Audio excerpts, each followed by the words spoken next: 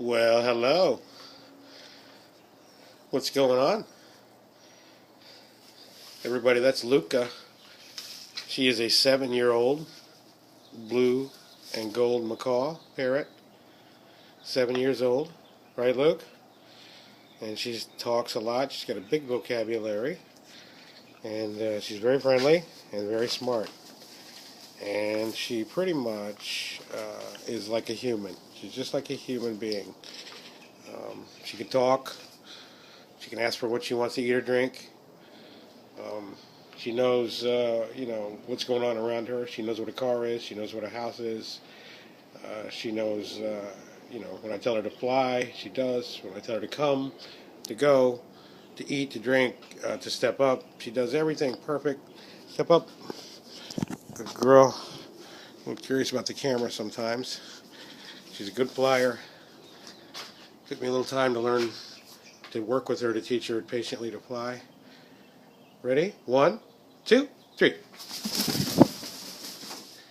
She'll fly on command to a perch, from the perch to me, from one perch to another perch.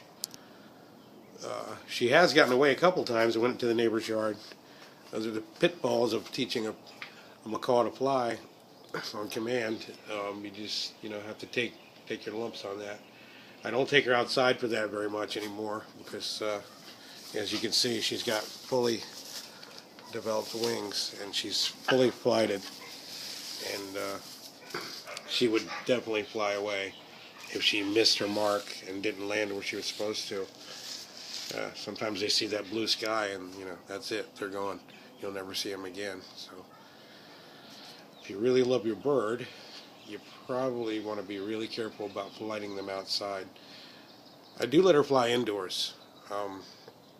She flies a lot in the house. I just make sure I'm really careful about ceiling fans and about cooking anything in the house, having a hot surface, open toilet lids, any of the pitfalls and pratfalls of a bird being in the house, which you should already know if you're a bird keeper.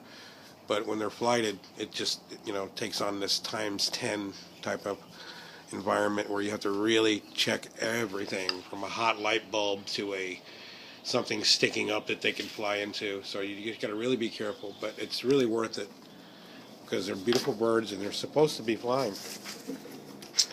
And personally, I don't think it's fair to keep a bird just locked up in a cage and not let it fly at all. At least in the house, to spread its wings and feel like a bird and know what it is to land and to get that feeling of liftoff. Luka's a really intelligent bird. She has about a 250 word vocabulary right now at 7 years old. And she says everything from hi baby, daddy's girl, hungry, thirsty, go car, love you, bye-bye, hello, how you doing, what's up. Marks a lot of things off the TV. Not very good about talking when I want her to. No parrot is, but you get a parrot and it starts talking and you want to show everyone how your parrot talks, and then the parrot doesn't talk, kind of like the cartoon where the frog sings, and then the guy takes it to Broadway and then the frog won't sing, but and he gets it back home and the frog won't shut up. But that's how birds are. That's how parrots are. So they're very comfortable with talking around people they know, but sometimes strangers they shut up around and they listen, and then when the stranger's gone, they'll mock the stranger. But Luka is like my best friend. She goes everywhere with me. She's like a little person. And I've really, in the 7 years that I've had her since she was, born, so she really thinks of me as a family member. I think I don't think she even knows that I'm not a parrot, but she's so adapted to life with me that I don't think she'd know what it is without me or my family. She's in a 4-bird family. We have 3 other birds. She's the biggest bird, but not necessarily the smartest. We have a Quaker parrot who can outtalk her. Now, a big bird like this has to eat a lot of calories during the day, and they need a lot of fat in their diet, especially a macaw parrot. And that's why I try to feed them as many big nuts as I can during the day. This here's a walnut, and that's a pecan. And she loves either one. You want that? Yeah, you want that? I'll put it, usually put it someplace where she has to forage for it. Make her work a little bit for it. Yeah, go ahead. You gonna get it? You want this pecan? Oh, there's Mr. Squirrel. There's Mr. Squirrel. Hello, Mr. Squirrel. You see Mr. Squirrel? Huh? You better get that pecan before he takes it.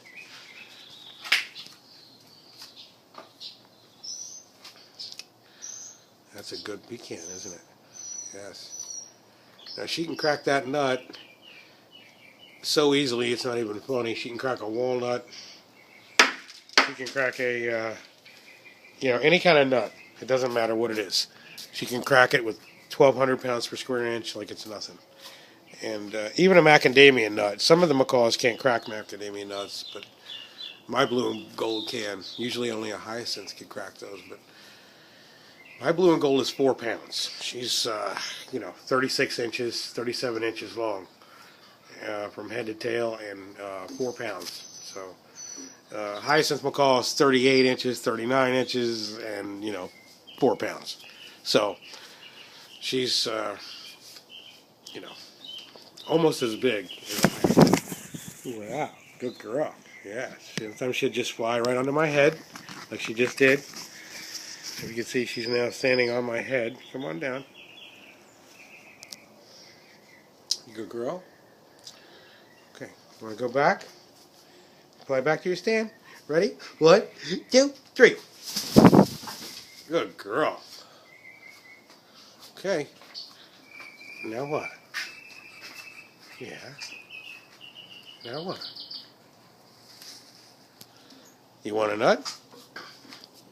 Do you want that nut?